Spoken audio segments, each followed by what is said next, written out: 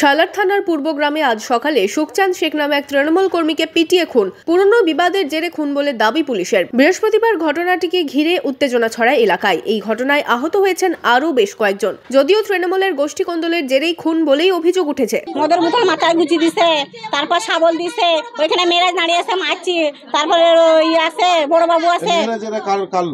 মেয়েরা সুমন হলো, আমরা তৃণমূল করি, কিন্তু ওরা মানে আমাদের দুশ্মনটা বেশি করে। তৃণমূলের গোষ্ঠীগন্ধ। হ্যাঁ, গোষ্ঠীগন্ধ এটা। মৃত তৃণমূল কর্মী সুখচাঁদ শেখের ছেলের অভিযোগ, তিনি এলাকার তৃণমূলের বুথ সভাপতি। সে তালিবপুর প্রধানের রবি শেখের অনুগামী হওয়ায় ব্লক সভাপতি মোস্তাফিজুর রহমানের অনুগামীরা তার বাবাকে পিটিয়ে খুন করেছে। আর বাপকে আমার সামনে পিটি মেরে দিল, তা সেখানে ওসি সাহেব আসে, তো ওসি সাহেব আটকাচ্ছি না, আমি তুল দিয়েছি, তা আমাকে পুলিশে ঢুকতে দিচ্ছি না। আর আমার বাপকে আমার সামনে স্পটে মেরে দিল পিটি, আর আমাকে ঢুকতে না।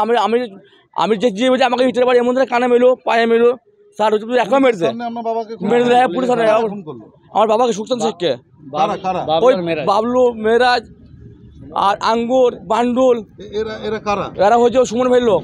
ওই সুমন আমার বলেছে মেরে দিতে, সুমন বলতে বেডি মেরে দেয়, বাকিটা আমি দেখবো তাই বলেছে। এদিন সকালে পুলিশের সামনে সুখচাঁদ শেখকে মারধর করা হয় বলে অভিযোগ। বাধা দিতে গেলে এই ঘটনায় আরও দুজন আহত হয়। এই ঘটনায় এলাকায় উত্তেজনা থাকায় মোতায়েন করা হয়েছে পুলিশ বাহিনী। এই ঘটনায় ব্লক সভাপতির দিকে অভিযোগ তুলেছেন স্থানীয় তৃণমূল নেতৃত্ব। এই ব্লক সভাপতিকে আমরা দলের কাছে বলবো যে অপসারণ চেয়ে এই ব্লক সভাপতি যেভাবে খুন করেছে তার দৃষ্টান্তমূলক শাস্তি এবং গ্রেপ্তারের দাবি চাইছি। না হলে আমরা তৃণমূল কংগ্রেসের মমতা বন্দ্যোপাধ্যায় সৈনিক হিসাবে রাস্তায় 20-30 হাজার লোক নিয়ে আমরা কিন্তু রাস্তায় আমরা নামবো। এখনও পর্যন্ত পুলিশকে এফআইআর দিয়ে, যে পুলিশ প্রশাসন এখনও পর্যন্ত কালকের এফআইআর করেনি, যারা ট্যাঙ্ক ভাঙা, কালকে অ্যাডমিশন হয়েছে নুজামাল শেখ গত রাত্রে, তারপরেও সেই কেসের অ্যাকশন হয়নি। তারপরে এখানে কাউসার হোসেন ওসি থাকাকালীন কী করে আমরা এফআইআর লিস্ট জমা দিই?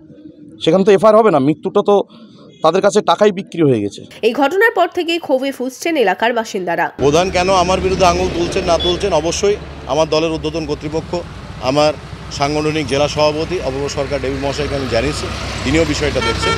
এটা আমিও কোনোভাবে আশা করি না যে একটা প্রধান হঠাৎ করে এইরকমভাবে তার চিন্তাভাবনা পাল্টিয়ে যেতে পারে, যে দলের বিপক্ষে তার বিবৃতি, এটা তার পক্ষেও শোভা পায় না।